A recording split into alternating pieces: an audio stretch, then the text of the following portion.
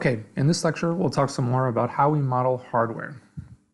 So far, we've talked about a couple different ways that we can model hardware. Specifically, we've discussed how we could represent combinational logic, digital logic using a truth table. We've also discussed how we could represent logic with Boolean expressions, with a circuit diagram, a black box model, and in this section, we'll talk some more about representing hardware with a hardware description language, specifically Verilog. Okay, so let's do an example. Let's say that I have a sandwich shop, and my sandwich shop has 3 options for meat: bacon, ham, and salami, and it can make different combinations. However, the only valid sandwiches that I can make have only one type of those meats. So the first thing I'm going to do is I'm going to create a black box model.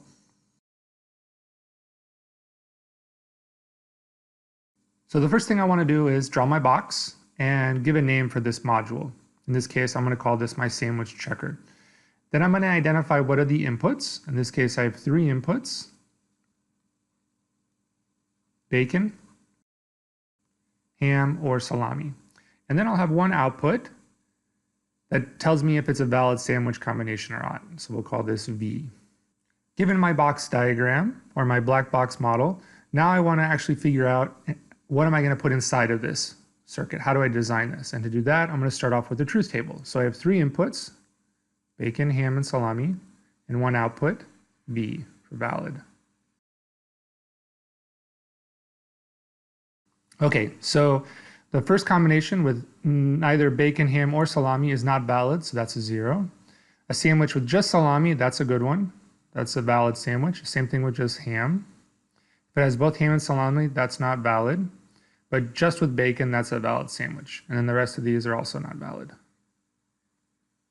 Okay, now that I have the truth table, which expresses every possible combination of my inputs and their corresponding outputs, now I can go to a Boolean expression. So I started with the truth table, started with a black box model, then I described the hardware with the truth table, and now I'm going to write out a Boolean expression.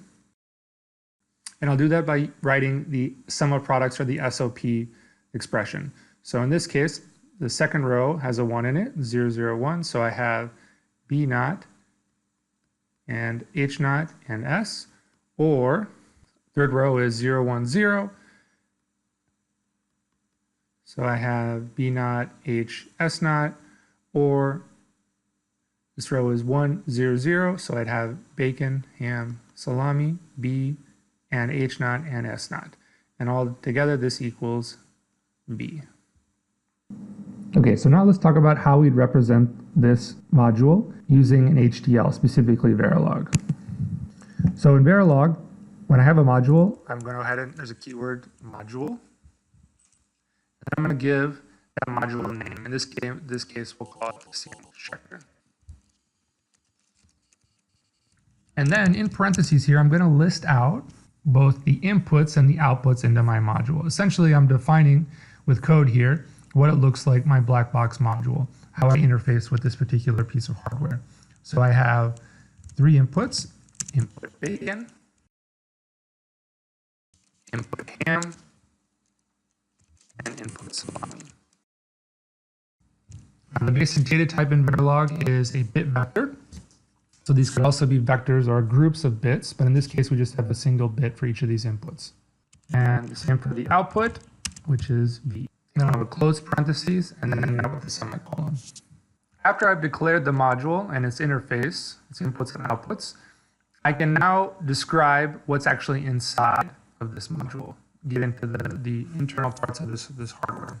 So I can describe some internal wires, which could also be vectors inside of the module that I need. In this case, I don't think we'll need any.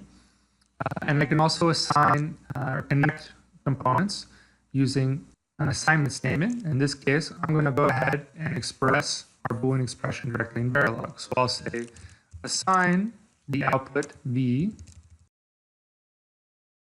and I'm going to go ahead and write out the Boolean expression. So I have not bacon ended with not ham ended with salami. Or, I'm going to break this into separate lines just so it's a little bit easier to read. So I have bacon and ham and not salami. Or, in the third product term here, bacon and ham and not salami. And on the assignment with a semicolon. Okay, so now I can include additional logic here, other assignment statements as well, which will all happen in parallel. But in this case, this is all I need for this particular module, the sandwich checker. So I'm going to go ahead and end the module.